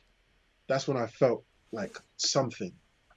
Because I tell my boys, like, when I was in school, I was like, oh, Flo, what are you doing this weekend? Oh, I'm going to London real quick. Tournament, I'll be back on Monday, though. I mean, just something like that. When I get there, like, to know, like, oh, this flight was paid for, and I'm there, like, yo, hey, Flo, we got your jersey ready, all of this stuff. I'm like, man, it felt like, you felt like somebody, like, man, the work I'm putting in is like, yo, it's meaning something. That's what it felt like to me. And I wish it, could come back because it really helped like the north, south, east, west. And even though it's one London, but like little bragging rights, man. You know what I mean? As I said, my first year playing with GB in 2008, there was like six of us who was at Brixton, but we would talk smack to Midgley, we would talk smack to Pops and Drew, because obviously they were part of us, but you weren't part of us. We still talk smack. So that aspect I do miss. Rough and Ready replicated a lot of that, but it wasn't the same as Brixton. Rough and Ready. I think Rough and Ready is because when you're younger, a lot of things mean a little. They mean more when you're younger because it's your first time being exposed to it. So that you missed that. For real, the memories people have always it's just crazy. It's something that I wish, absolutely wish I could have attended. So you had 2 solid years playing on the court at Salle, and then of course, you had your case, which again I know is obviously sensitive, and I don't want to push too hard on it, but talking about share what you're willing to share. Essentially, ultimately you ended up having to leave LaSalle because of a situation which. Yeah, I mean, when I think about sort of the impact long term, where now, if you Google your name, it comes up. It's something that we're now talking about on a podcast 20 years later when it, never even went to trial. I think it's seriously damaging. It's not fair in many ways. But yeah, I'd just kind of love to hear sort of your thoughts on that whole situation and ultimately what led to your departure from LaSalle. Yeah. Well, see, the end result, did it hurt my earning potential? Yes, because there were teams that are not willing to touch you. When I first played pro in Spain, I didn't understand Spanish, but I had Google Translate. So when I read the message boards and the things that some people were saying, even though, as you said, even though it didn't make it to trial, media loves to put out the negativity, but they don't put out the corrective message. There's only a couple outlets that put out the corrective message. So there's one guy, despite what people think of him, Stephen A. Smith, right? I never met him personally, but he wrote a great piece about me and my teammates, about how we were wrongly done and there was no recourse for us. This is when he used to write for the Philadelphia Inquirer. This might be like 2005 or 6 or something like that. So ever since then, I've always liked Stephen A. Smith. But back then, it was just, you're a black male athlete, automatically, guilty until proven innocent. That's what it was. My school wanted to separate themselves from me and my teammates quickly. It looked bad because the way that, the accuser portrayed it was like, they were coerced into not saying nothing or shackled into not saying nothing, but it wasn't the case. A lot of people were there to help and things were supposed to be settled. But then a second incident happened with my teammates, and that's where everything came up again, which is why, they were arrested and put on. They went to trial 1 week, not guilty or charges. But what do you get? They get kicked out of school. Luckily one of them made it to the league, but he made it the hard way. What do I get? I get kicked out of school, and is there recourse? Damaging. Well, I was out of school when I tore my ACL. You know what I mean? I had no health insurance, facing deportation. There's a lot of stuff. That 2-year period where, soul searching, finding myself, is where the mindset I got to understand who I am came from. It didn't help athletically because during that period I was preparing to go back to school, but they kept pushing back the trial dates. So I think everything happened in around September, right? September 2004, I believe. Yeah, September 2004. So I'm thinking everything's going to be done by October, no, December. That's when the trial is. But she doesn't show up. They postpone it. I can't get back into school. No one's going to touch me till it's done. I was going to go to Villanova, but they were waiting for everything to get done. But then, you fast forward 3 months, then they push everything back. The court system, they're really good at lagging the time. So I'm out of school. Because I'm out of school, I'm my student visa is up for question now. So now I'm facing deportation, but you can't deport me because, the case is pending and the police have my passport. So I can't go nowhere. I'm training every day because it's the only thing keeping me sane. I'm staying in New Jersey on an air mattress at the office, apartment office of my old AAU coach, who I met through Luol and stuff. And he's helping me, he's been a godsend, Rich Leary, that I love him to death. He helped me out more than a lot of my family members, but he gave me a place to stay, money in my pocket, and a purpose. So I was coaching. So I got a love for coaching as well. So when I say I was training, like I got to the point by that summer, the case was still up in the air. I had offered to go to China. There's a lot of money in China. I offered to go to top league in Italy and top league in Spain. I worked out for Knicks trainer, Cavaliers scout. This is all in New York because I stayed in New Jersey. But nobody could make any moves because I had no passport because the police had it. And the case was still pending. So I was in complete limbo. And then a week, luckily, Lou made it to the league by then. So he was a big help, especially with helping me find some better lawyers. Once I got the better lawyers, it was a wrap by then. But so like a year had passed, we get to court again. And then because we got the new lawyers and our cases were ready to finish it, then they postponed it again. So now I can't go back into school. So I'm out of school for even longer. So month 12 turns to month 13 and 14. So you had a complete year out of school? A year and a half. Oh, wow. Altogether it was 2 years. Altogether 2 years. But like it was a year of nothing but trying not to go crazy. Being apologetic to my family for putting them through this.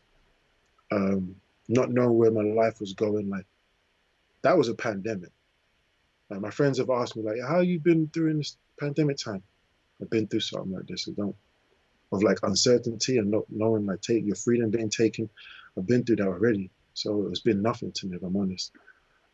Did you have legitimate fear that you could end up getting locked up? I had nightmares about it.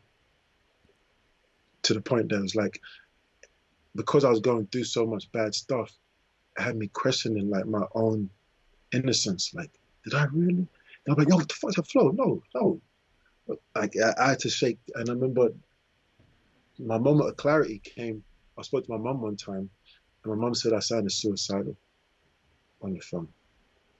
And I said, I can't be like that. My mum, I can't be like that. So I just immediate switch, But then a week, no, 3 days before trial in December 2nd, 2005, I played in a championship game in New York. So I was in this tournament in New York at Basketball City in Chelsea Piers.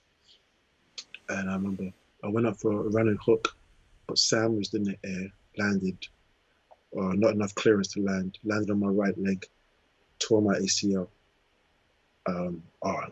Pain galore. But I had to stop crying because the New York Knicks cheerleaders were all there. I didn't want to look like soft in front of them. So I wiped the tears quick. And I remember I got a ride home and carried up to my apartment. This was at nighttime, December 2nd. This was a Friday. And that was the lowest I'd been because I was like, they want to lock me up. They want to deport me from the country. People think I'm a criminal. And the only thing that kept me sane was basketball, and now that's taken away too. So I was at my lowest at that point.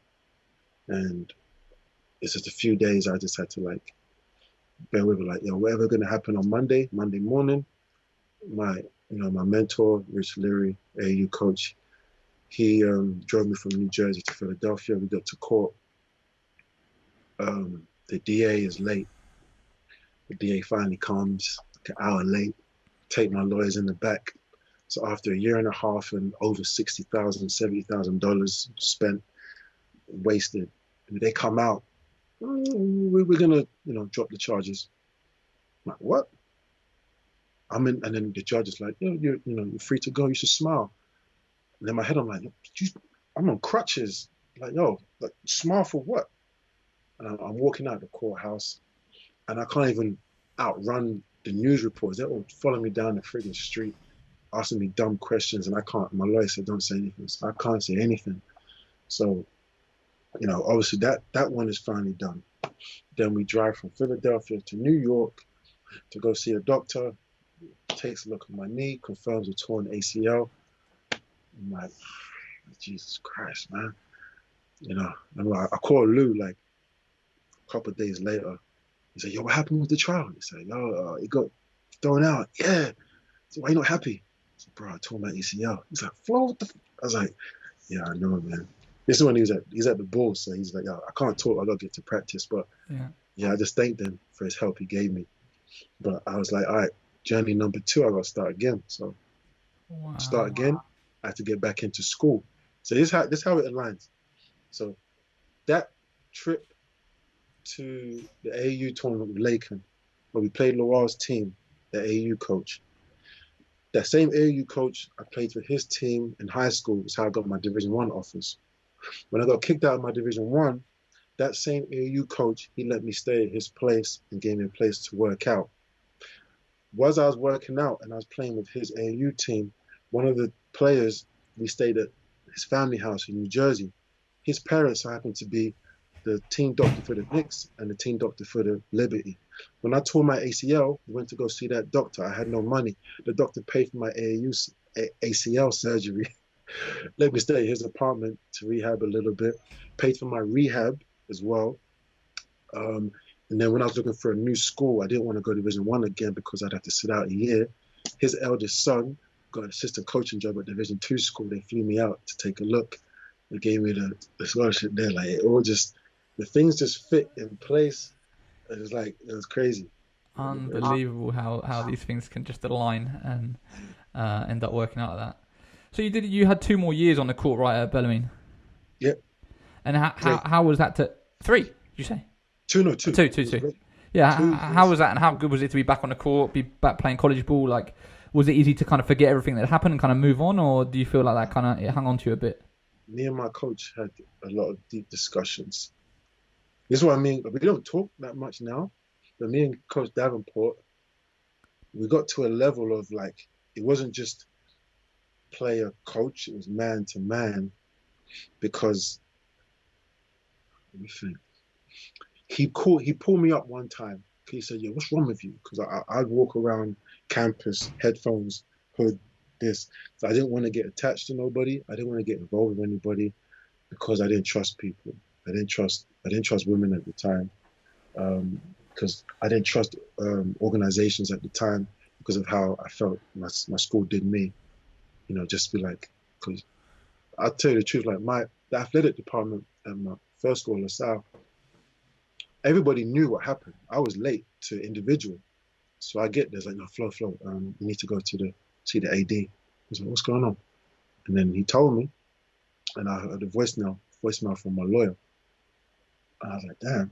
And then his words, I remember, he's like, you may want to pack a bag for, a few weeks just till time blows over. So I go, where? So, I mean, we can find you accommodation. It costs about $1,500 a month. So, I ain't got $1,500 a month for it. I mean, it was crazy. So it was always a sour taste for organizations and stuff like that. So I was just, I had no feelings for it. So when I got to Bellarmine, even though they brought me in and stuff, I was still a little bit like that. And the toughest thing for it was I was away from it because of that, and I wasn't the same on the court because these guys, especially in the preseason, I wasn't. The doctor had me on a limited preseason schedule. I couldn't do a bunch of the conditioning because you don't want to overexert the knee. So these guys, when I finally was able to get cleared to do individuals, so these guys are like killing me. I couldn't guard anybody. Lateral mobility had gone. I wasn't as athletic. And then, I tell them I wanted to play pro. They would laugh. I'm like, all right. But then we had a preseason tournament. Um, no, we had two preseason tournaments. But I remember this one in particular. We were the only Division two school playing against a bunch of Division one teams like Louisville, St. Joe's, and Ohio. And against all of their bigs, against Louisville, I don't know if I'm filming a little bit, Ohio and St. Joe's, I was just giving out work. And it was because I developed a skill set with Rich Leary and Hoops America. Like, he taught me all my moves, all the spin moves, the jab step, the 0.0, 0.1, everything. And I was killing with that. And after that 3-day tournament, I think, yeah, after that 3-day tournament, my teammates were like, oh, so you really do want to play pro, huh? Then they started believing, you know what I mean? And it was like, it started from there. And then we had another tournament around Christmas, I remember. This is when me and my coach got tight. Because I think we didn't win the tournament. And maybe I think he had said, it was before Christmas, sorry, Thanksgiving. And he had said something to me in his office and accused me of not caring. And, you know, I can get sensitive when it comes to basketball and the work I put in, because I've been through a bunch of shit. And he accused me of not caring.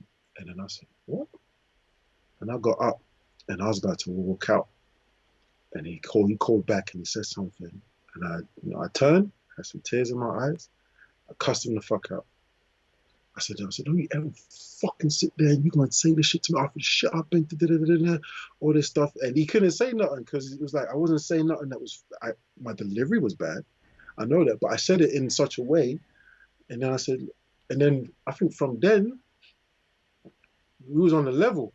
Like, we were seriously on the level that players would be like, yo, you see coach today? Is he mad? I said, man, we scared of coach for, man. Let me talk to coach. Yo, coach. Like, me and him was like, we got so tight. And he would push me too. And I loved him for that. He would push me. Oh, man. I mean, he would push the players too. Remember, there was one Christmas we were just practicing. And then the other bigs weren't really playing physical, playing a bit soft. And he stopped practice. He's like, Flo's trying to play pro. You guys are playing soft against them. You ain't never going to go pro. We don't play hard against them, all this stuff. I was like, I appreciate that, coach. Like, yeah. So, me and Coach Davenport, we always had on the level, man, because he knew that I'll come out. If he had a challenge for me, like, Flo, this guy, they said he's better than me.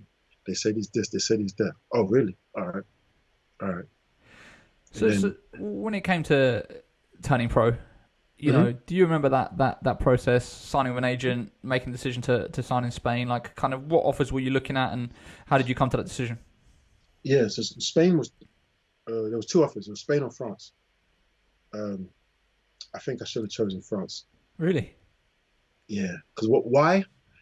My agent who I fired, France was for 20 grand more. But he's like, no, Spain, you know, you can raise up in the ranks. Oh, really? Surely, normally the agent, but surely that shows long-term thinking. You would think the agent would say, take the money because he gets a bigger percentage, you know?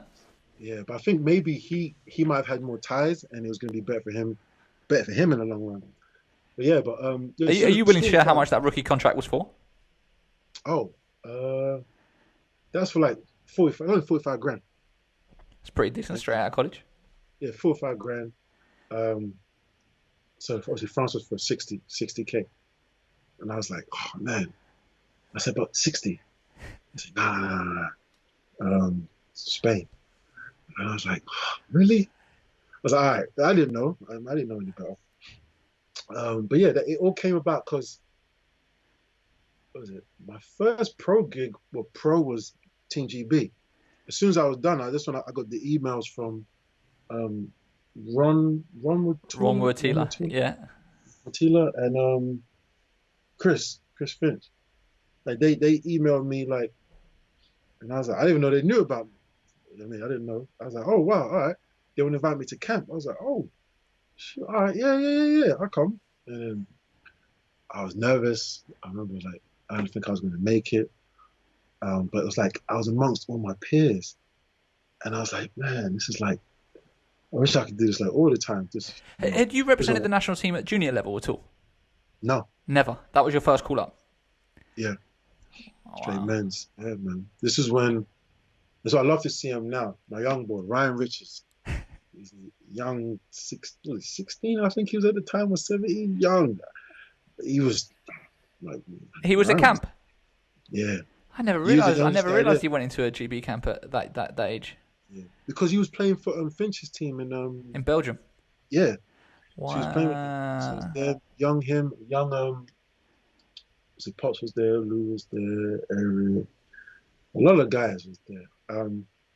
But yeah, I mean, I made the team, You had your and that, debut. You had your debut against Belgium. You scored 6 points. oh, you see, look at you. I remember, you know what? I remember I was so shocked when he said I started. I think, yeah, I think it was that one. And I was like, damn, me. I was like, oh shoot, all right. I think I started. No, I didn't start over because Andrew Betts was his back was still bothering him. I appreciate that, Andrew. Yeah, get that start. Um, well, that was a campaign. Ended short though, but no problem. But then I came back a week early. Spent time with mum. Then went off to Spain. Um, and that was, if I'm honest with you, off the court was fantastic. On the court was up and down. People ask me like why. Like at the end of the day, I put it like this: the big guy who started over me, I still remember it. It's still bitter. He started over me. He played. I averaged about 13 minutes a game. He averaged about 26 minutes. He he averaged 1 point and 2 rebounds more than me in double my minutes.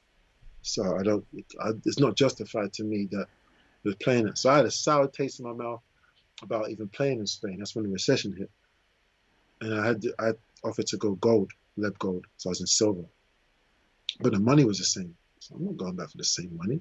For the same, no. Then I'd offered to go France. So I said I was going to take that, and then I signed to go to France. The day I was leaving, uh, Tony Gavaletta called, and me and Tony were cool from GB camp. He's like, listen, whatever they pay you there, we'll match that. Just come play for me. I was like, yeah? All right then. So I called up the French agent. I'm sorry, I had to reimburse him the Eurostar ticket money. He was pissed, obviously. Of But I was, course. listen, I'm happy to stay home. So I went up to Everton, but then we lost our major sponsor, and that's when everybody's salary got cut in half. So it was a bad mistake. I broke my hand, so I couldn't go elsewhere. Then when I finally got healthy, this is when another agent that I knew contacted me and then told me about Japan. And that's how Japan started. So I Right. left in February, went to Japan, and Japan was, Yeah. So yeah, just quickly before we get onto Japan. So yeah, your season in the BBL was 2009, 2010, and yeah, it was funny. I watched your highlight reel from your time with the Tigers.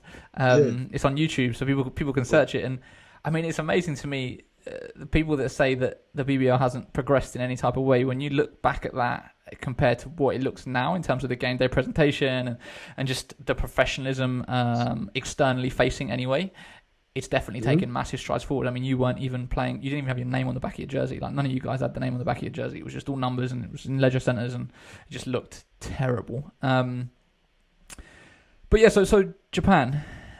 Yeah, Ultimately that was where you ended up, I guess, finding your niche, and you spent, like what 6-7 years, I think, pretty much of your career. Won yeah. multiple championships. Kind of.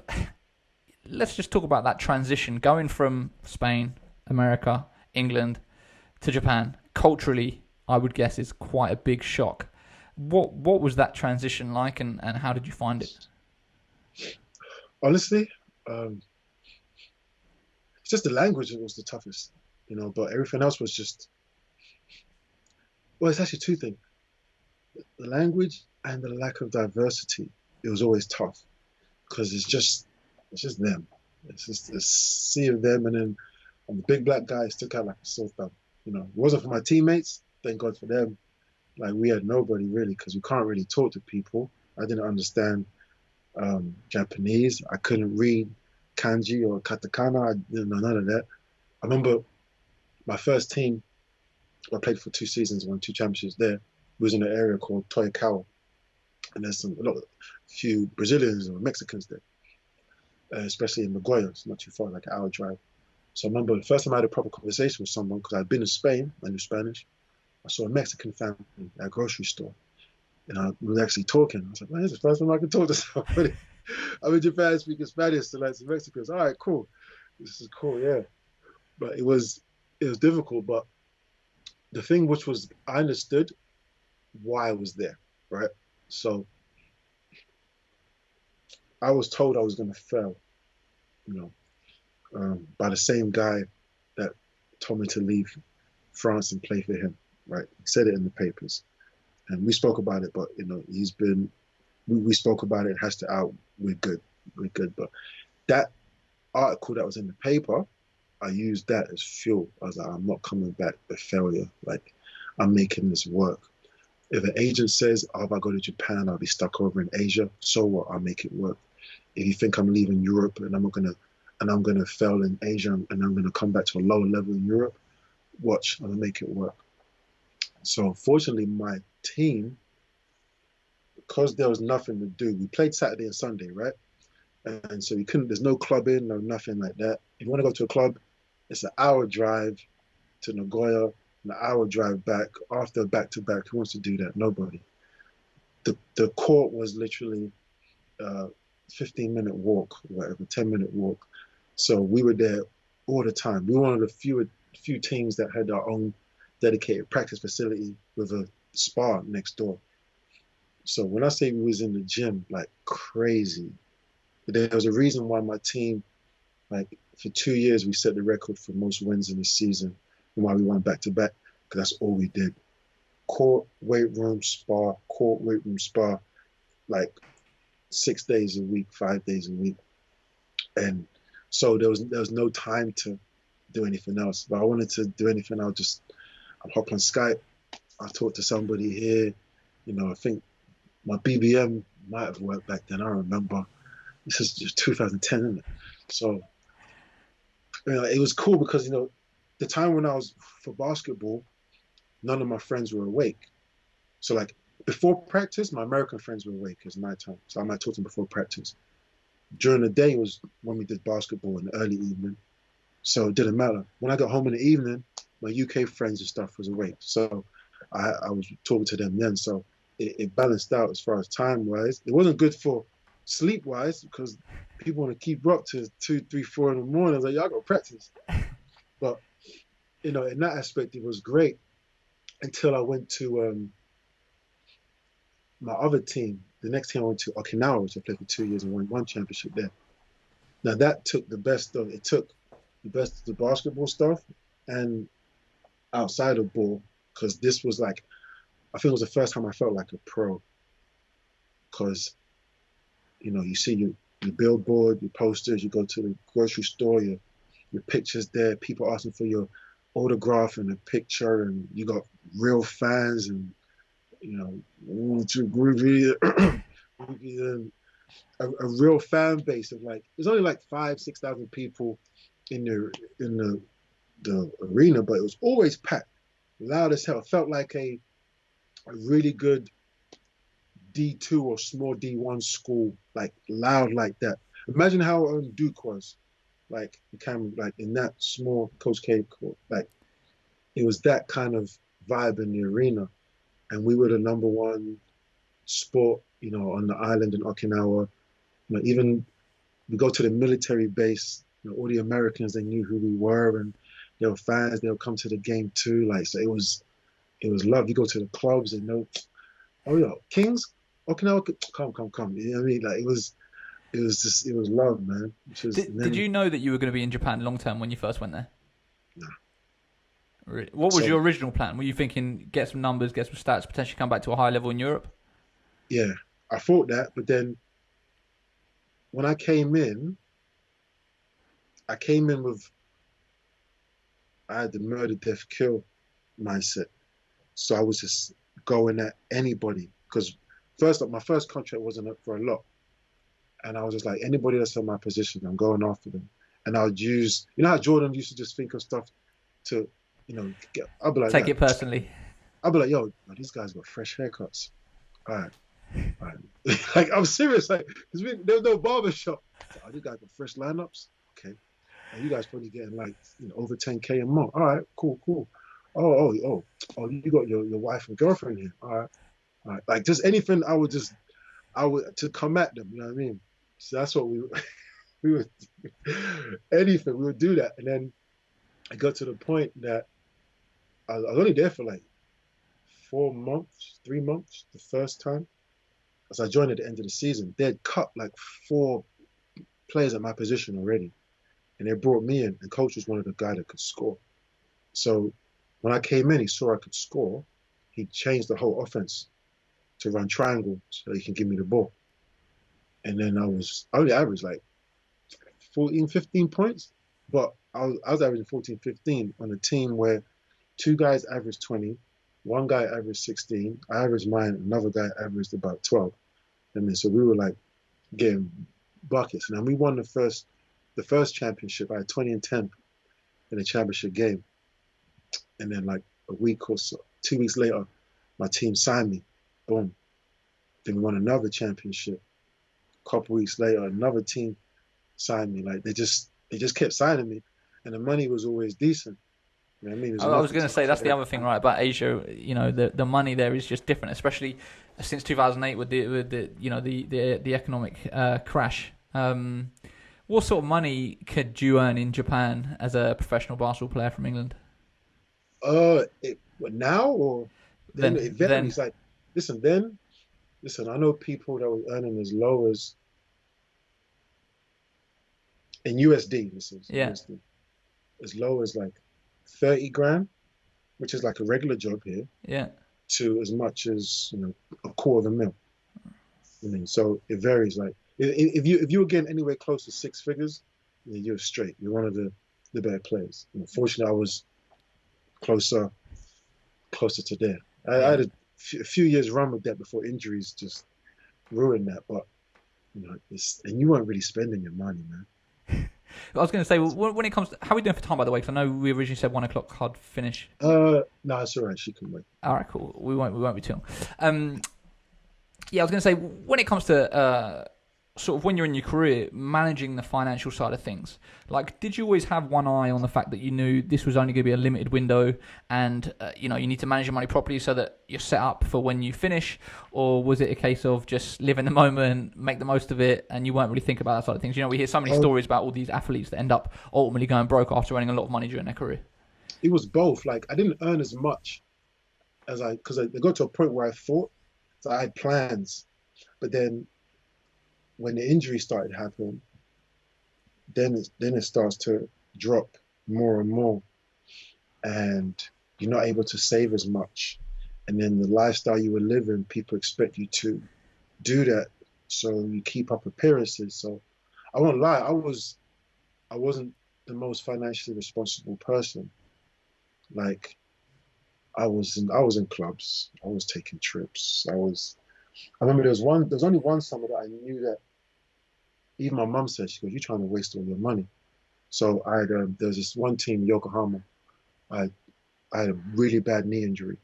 After I had a great summer getting my body ready, and I had a really bad knee injury, and it put me into like a bad state. And then I tore my bicep, and it put me in like a state of depression. And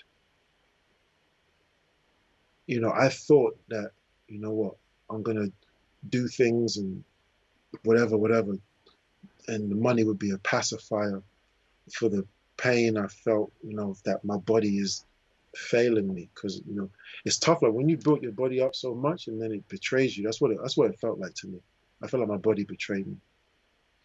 And then I felt I might have spent like, I don't know, 50, close to like 15, 20 grand. I don't know what, on just traveling. Just, oh, I'll go, boom, that, I'll pay for that.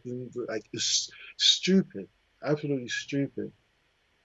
Luckily, like, there's enough saved that like, this pandemic hit, and like, I'm cool, my mom's cool. And then my mom retired for a few years now. She's straight.